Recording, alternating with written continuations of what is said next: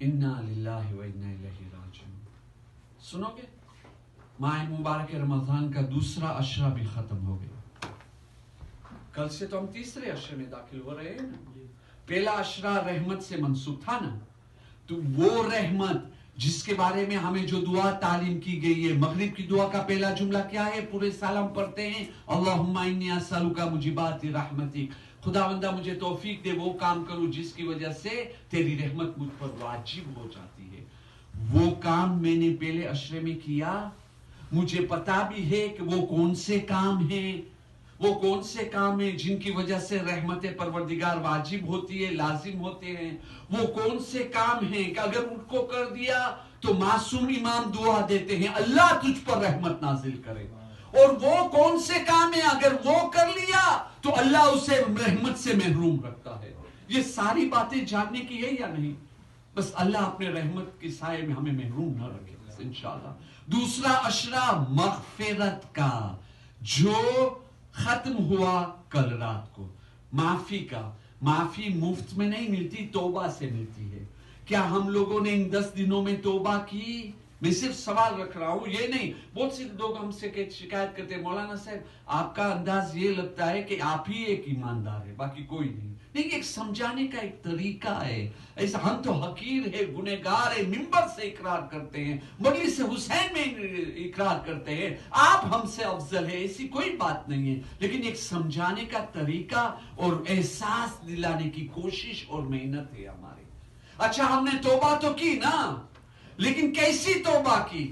جیسے معصومین نے ہمیں تعلیم دیا اس طریقے سے توبہ کی، یا تو پھر اپنی مرضی اپنی منمانی سے جیسی توبہ ہم نے بہتر سمجھی ویسی کی. تو دوسرا مغفرت کا بھی عشرہ ختم ہو گیا.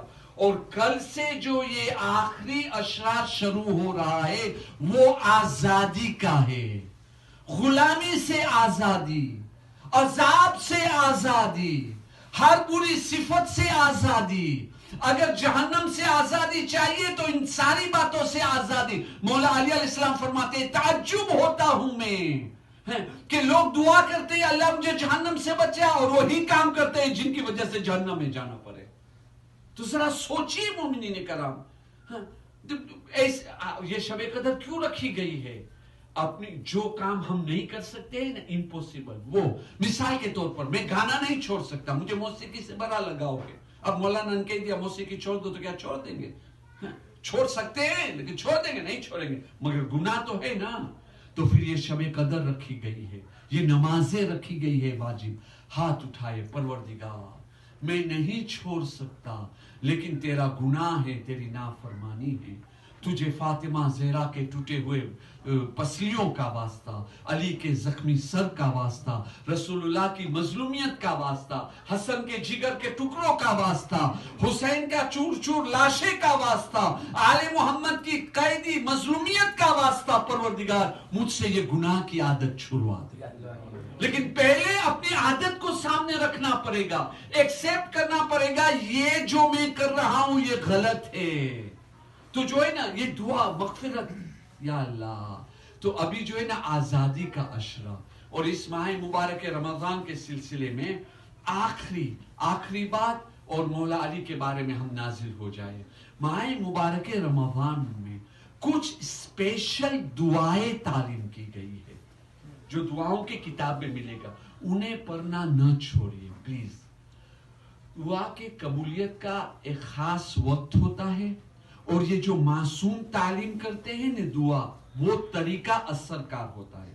مثال کے طور پر جب آپ اپنے کسی دوست کو خط لکھیں گے تو اس دوست کو خط لکھنے کا طریقہ الگ ہوگا، برابر ہے یا نہیں؟ لیکن اب جب آپ کسی منسٹر کو خط لکھیں گے تو کیا وہی اس انداز سے خط لکھیں گے جیسے دوست کو؟ اور اگر آپ نے اس طریقے سے خط لکھا تو کیا ہوگا؟ وہ تو کہے گا یہ کیا کچرا ہے، یہ سب یہ لے کر کے پھینک دے گا، ہے یا نہیں؟ تو جو معصوم کا جو طریقہ ہے، جو الفاظ ہے، اس کی مثال یہ ہے کہ جیسے کسی منسٹر کو خط لکھنا ہے تو کون سے الفاظ چنے جائے، کون سی باتیں لکھی جائے، کون سی باتیں اشارتاً لکھی جائے، کون سی باتوں کو کس انداز سے لکھا جائے، وہ سب تولا جاتا ہے نا. تو معصوم امام علیہ السلام جب دعا تعلیم کرتے ہیں یا پڑھتے ہیں تو وہ الفاظ اس انداز کے ہوتے ہیں. اور ان دعاؤں میں ایک دعا وہ ہے جو قیامت کی دعا ہے، وہ ہے دعائے افتتاح، جس کی ابھی ہم نے تلاوت کی. آپ کو پتا ہے یہ دعائے افتتاح کون سی دعا ہے؟ امام زمانہ علیہ السلام نے تعلیم کی ہے. اے میرے چاہنے والو، اے میرے شیعو، اے میرے محبو، دعائے افتتاح کی تلاوت کرو. 30 راتوں میں، یہ رات کو دعا پڑھنے کی ہے. دعائے افتتاح میں ہے کیا؟